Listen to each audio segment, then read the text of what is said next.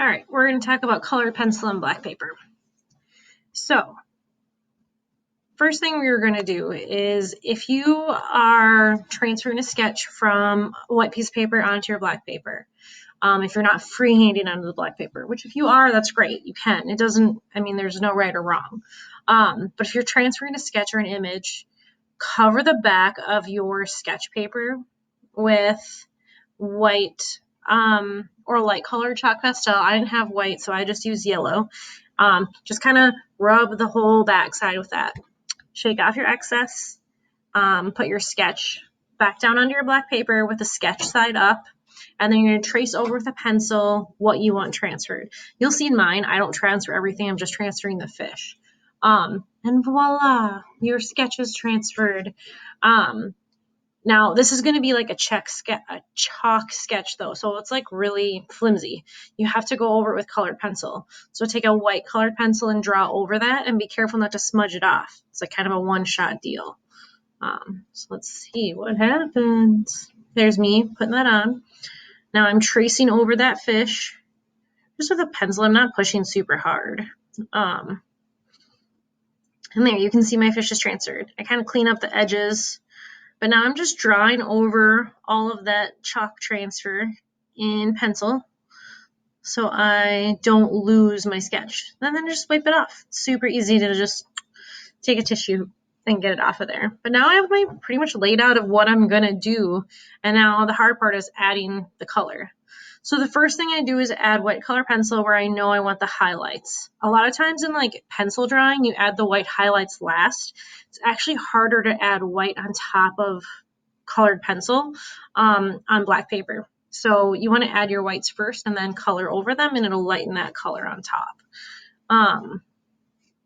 Then you want to make sure you know what colors you're using. So on either scratch paper or on like your practice papers that you're practicing on, lay out the colors that you think you want to use, and then you can determine which ones work well.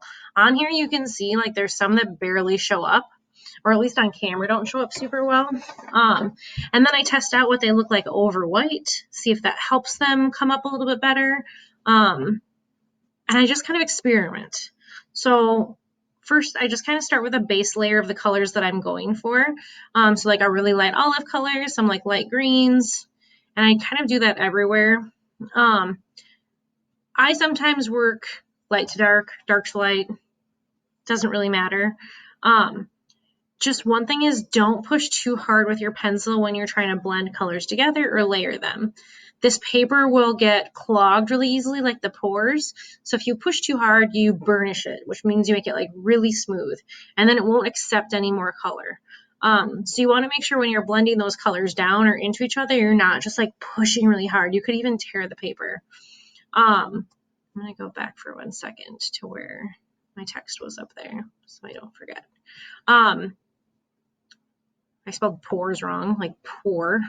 Art teacher, not English teacher. You probably have a colorless blender in your art kit too. It's kind of tannish or whitish looking. It's meant to blend colors down into each other or smooth them out. You can try working with that. Maybe you don't all have them. It was kind of haberdashy at the end there to get them all filled. But you might have one of those. You can also use white to blend into each other. Moving on. Continue to add colors, highlights, lowlights.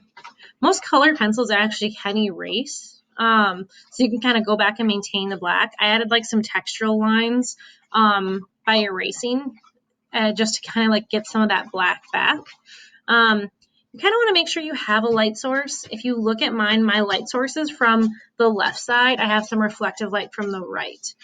So like the belly of the fish is reflected on the one side. And so I'm like working from those lights to those darks and giving transitionals. And then I'm just going in and adding details, just kind of like different, my fish is mostly green with like red fin highlights. And there at the end, I was just kind of messing around with some other colors. So that's the basics of colored pencil. I'd say practice just on your sheet of paper. There's some other really good YouTube videos of people who are like pros working with colored pencil on black paper. So you could check some of those out too if you need to. Otherwise, that's all she wrote.